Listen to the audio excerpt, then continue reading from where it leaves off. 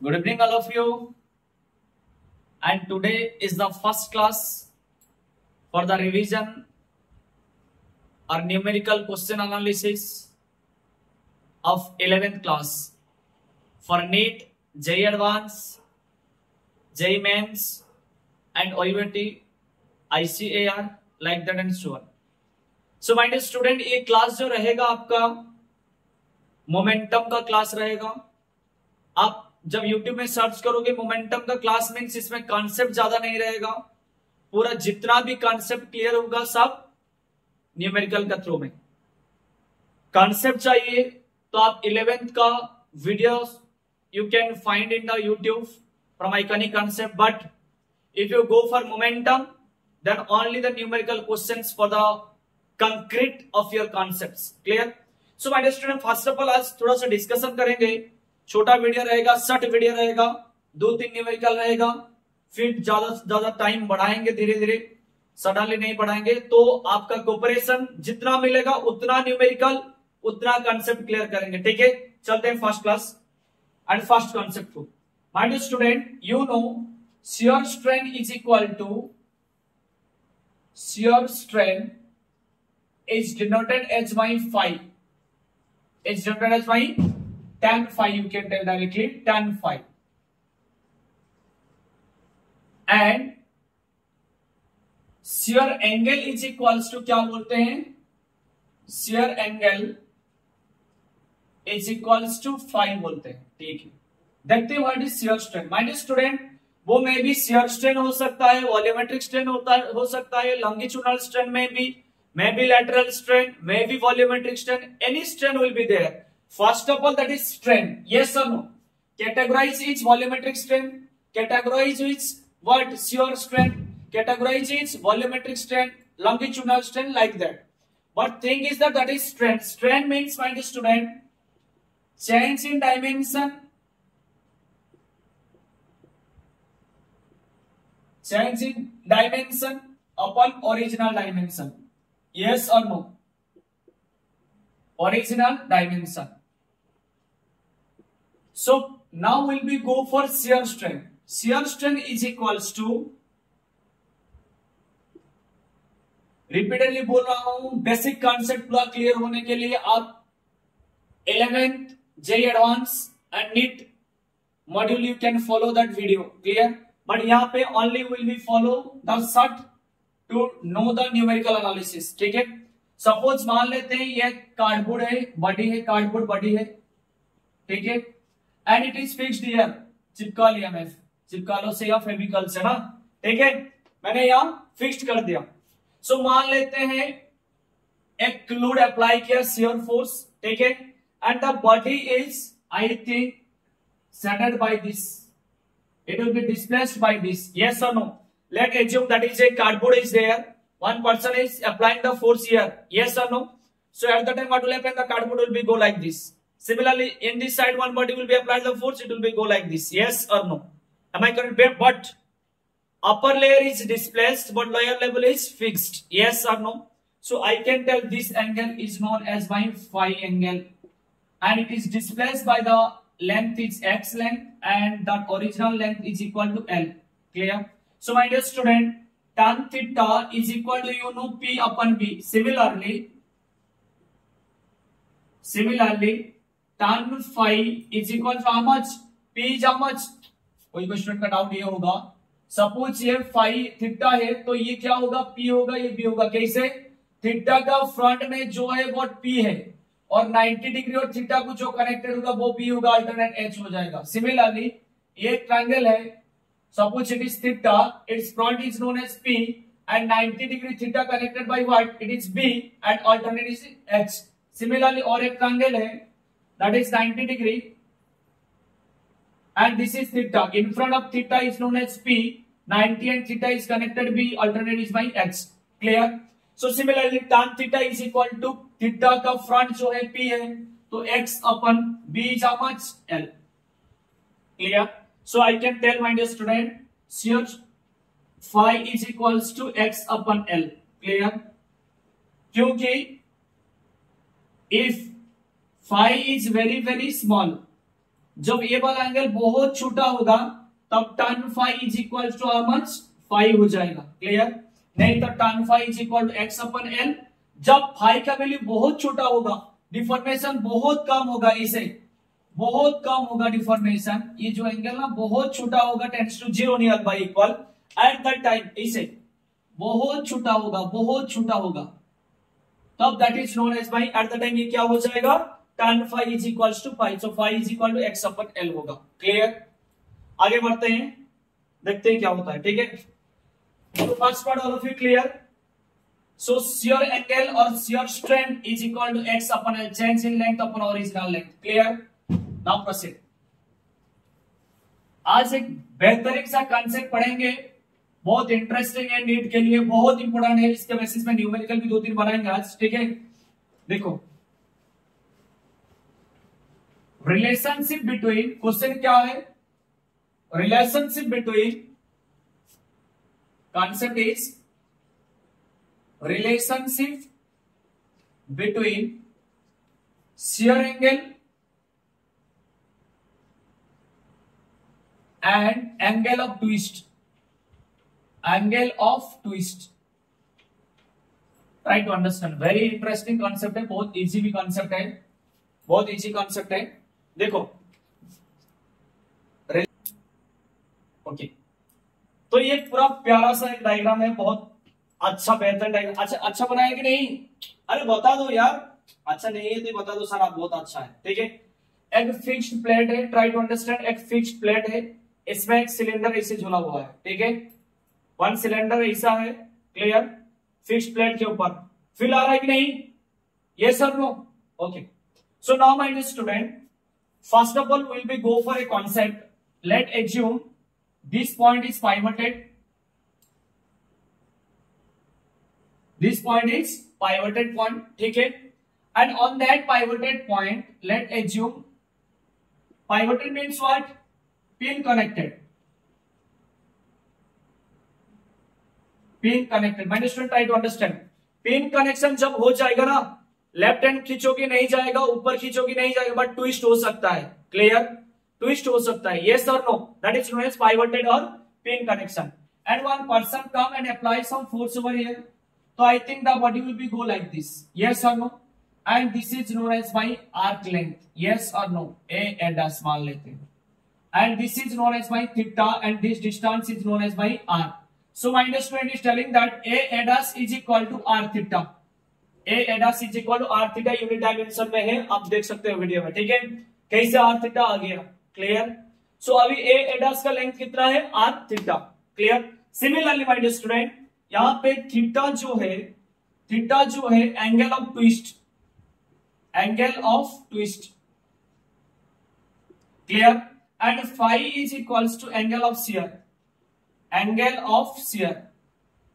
I think ये 3D diagram में समझ में आता होगा, बॉडी ऐसा है, ऐसा है, ऐसे घूम लिया, ऐसा है, ए पोजीशन में है, ए डैश पोजीशन में चला गया, ए पोजीशन में बॉडी था, ए डैश पोजीशन में चला गया, ऐसे घूम गया, ऐसे घूम गया। ट्राई टू अंडरस्टैंड, बॉडी ऐसा था, try to understand, it is rotated like this, yes और नो? बट ये जो ऊपर वाला है ना, फिक्स्ड है, ऊपर वाला जो है फिक्स्ड है। ट्राई टू अंडरस्टैंड, एक डायग्राम में समझाता हूं, ये बॉडी है,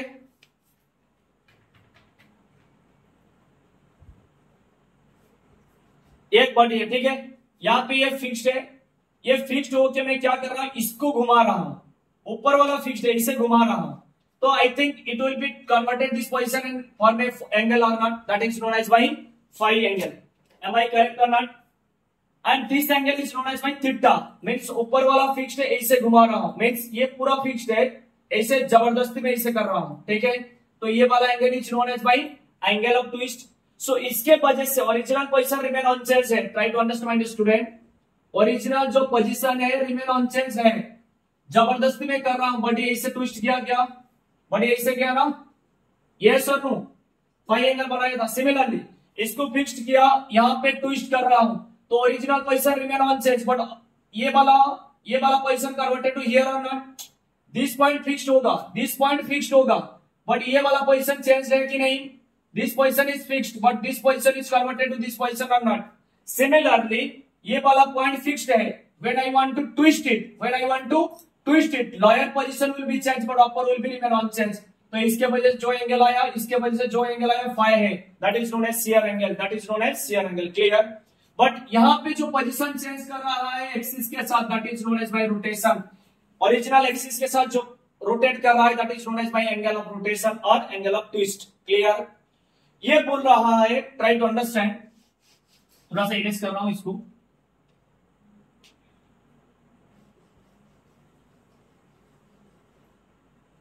क्या है this? I be consider this arc, try to understand my student. ये वाला आर्क मैंने ले लिया, कौन सा? A ADAS.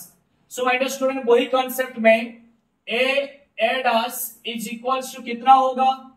ए एडास इक्वल टू ये वाला क्या है? आर होगा क्या? रेडियस होगा क्या? अरे ये रेडियस है, ये भी रेडियस है, ये भी रेडियस है, सब रेडियस है ना। सेंटर ऑफ कर्वेचर से कोई एक पॉइंट को ले लिया तो रेडियस हो गया। आर इंटू ये क्या हो जाएगा? थीटा। ये सब ए एडास equal to R into theta. Similarly my dear student, मैं लिख सकता हूं क्या? वही सेम एंगल यहां पे लिख सकता हूं। ए एडास आर्क किसके वजह से आ रहा है? फाई के वजह से भी आ रहा है कि नहीं? ए एडास आर्क किसके वजह से आ रहा है? फाई के वजह से भी आ रहा है कि नहीं? ये इक्वेशन नंबर 1 ए एडास थीटा के वजह से आ रहा है। सिमिलरली ए एडास आर्क फाई के वजह से भी आ रहा है कि नहीं? तो मैं लिख सकता हूं क्या? ए एडास इज इक्वल्स टू क्या होगा?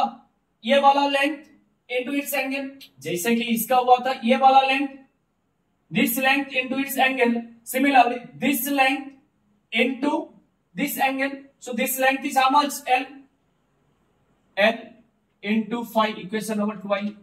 So left hand sides are equal. So can I equate it right hand side? R theta is equal to L phi. बोलो yes or no? R theta is equal to L phi होगा कि नहीं? Yes or no? So I can write my dear student phi is equals to R theta upon L, where phi is equals to angle of shear. Angle of shear. समझ में आया कि नहीं? मजा आ गया ना? All of you feel or not?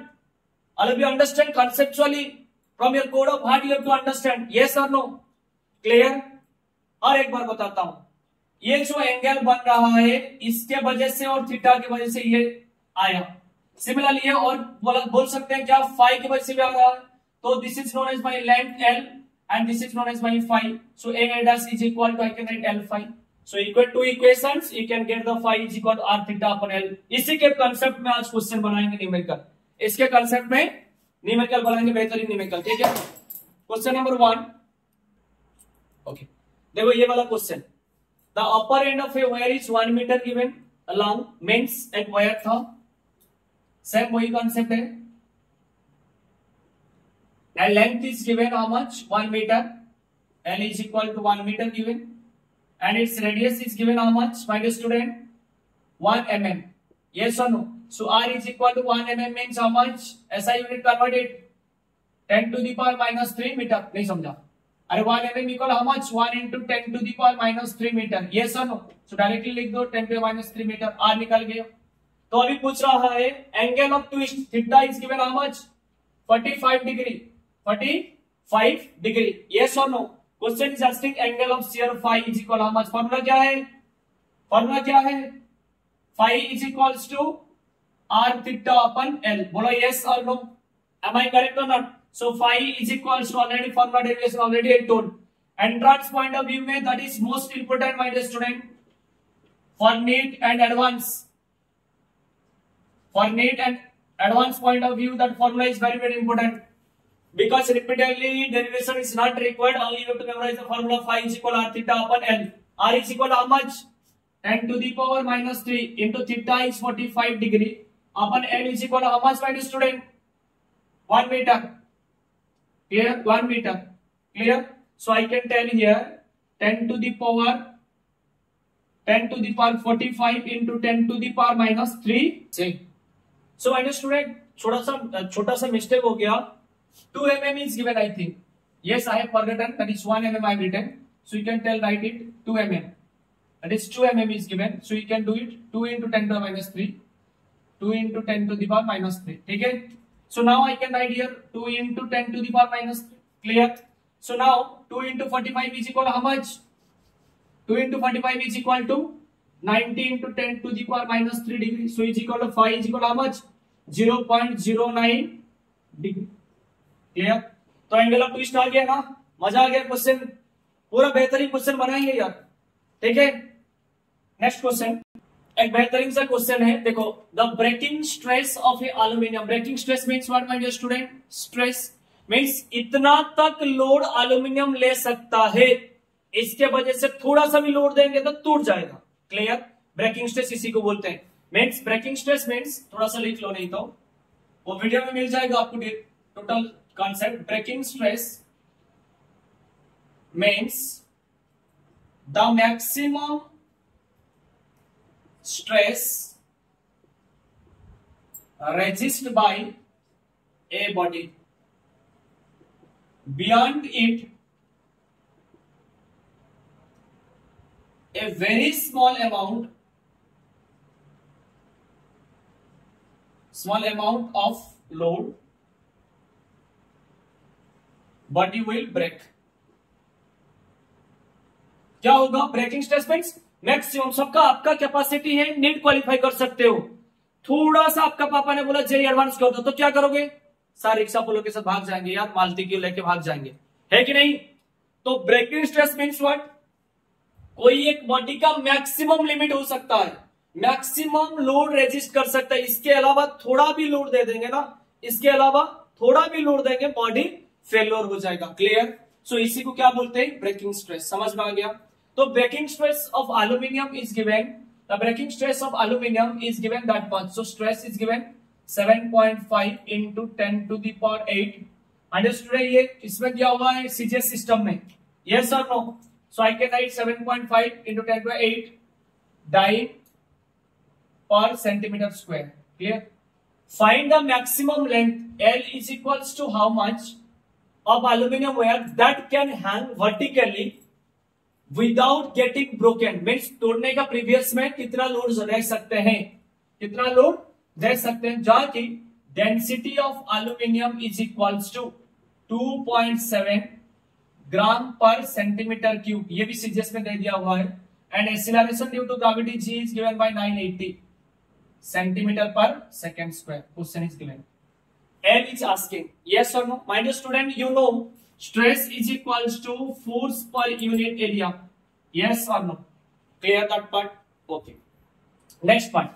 मुझे ये पता है stress is equal to force per unit area. तो यहाँ पे ओनली स्ट्रेस मुझे पता है, ना तो L पता है, ना तो A पता है, ना तो F पता है. Nothing is given. Yes or no? Stress is equal to force per unit area. बहुत बेहतरीन क्वेश्चन है, नीट का क्वेश्चन है. Try to understand. इसको इरेज करूं क्या? Okay.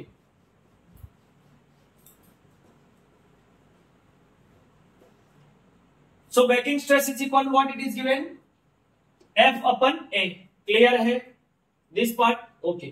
बट स्टूडेंट, मैंने फ्लूइड मैकेनिक्स में कभी कभी बोला है और यूनिट डायमेंशन में बोल दिया वो things. Density is equals to mass upon volume. Yes और नो? तो that by can I write mass is equal to rho into V. Yes और no? That implies my dear student I can write m into g. Okay. So m is equal to what? Rho into v को ये लिख सकता है क्या? Area into length. कोई एक body का वॉल्यूम इज इक्वल टू क्या है? एरिया इंटू हाइट और लेंथ हो जाता है. यस और नो? तो mass is equal to density into area into length. My dear student, we know weight is equal to mass into acceleration due to gravity. बोलो yes और no? तो यहां पे लिख सकते हैं क्या? m into g is equal to rho into A into L into g. Both side से मल्टीप्लाई कर दिया तो ये क्या आ गया? Weight. Weight is equal to force हो सकता है क्या? फोर्स इज इक्वल टू क्या होगा? रो into A into L into जी हो गया. फोर्स मिल गया मुझे. बॉडी के ऊपर मैं लोड दे रहा हूं ना, नीचे की ओर खींच रहा है. A breaking stress of aluminium wire is that much ना. तो एक एल्यूमिनियम वायर ऐसा है, इसमें कितना लोड देने में ये रेजिस्ट कर पाएगा, जिसका की हाईएस्ट रेजिस्टेंस कितना है? 7.5 इंटू 10 टू द पावर 8. इसका लेंथ कितना है पूछ रहा है क्वेश्चन. ठीक है. तो मुझे W is equal to what? Force is equal to rho into A into L into g मिल गया. तो पुट कर सकते हैं क्या? So rho is equals to sigma is equals to rho ALG upon A cut गया क्या? Yes or no? So now I can get the L value. So L is equals to rho upon sigma upon rho into G. बोला yes or no? So that is why can I write, my student, sigma is equal to how much? 7.5 into 10 to the power 8. Yes or no? And rho is equal to how much? 2.7 into G is equal to how much? 980. Put कर देना, ठीक है। आपका duty है, थोड़ा सा मैं पानी पी लेता हूं, देख लो इसको, सॉल्व करो। हो गया? कितना हो जाएगा? 2.835 into 10 to the power 5 centimetre. Clear? कितना लेंथ होना चाहिए? एक एल्यूमिनियम वायर का कितना लेंथ होना चाहिए? 2.835 into 10 to the power 5 centimetre length होना चाहिए। जबकि ये क्या कर पाएगा? 7.5 इंटू 10 टू दी पावर 9 इसका स्ट्रेंथ हो सकता है, तभी, नहीं तो पॉसिबल नहीं है, लोड को रेजिस्ट नहीं कर पाएगा। समझ में आया? छाप लो जल्दी, कंप्लीट। अरे एक सेकंड में यार, कंट्रोल सी कंट्रोल ए कर देना, सबको select, control C and control B, बस दर्शन।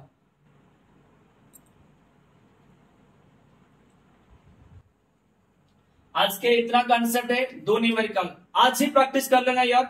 कल फिर क्वेश्चन देंगे नया कंसेप्ट के साथ, नया न्यूमेरिकल के साथ, एज वेल एज नया रिवॉल्यूशन के साथ।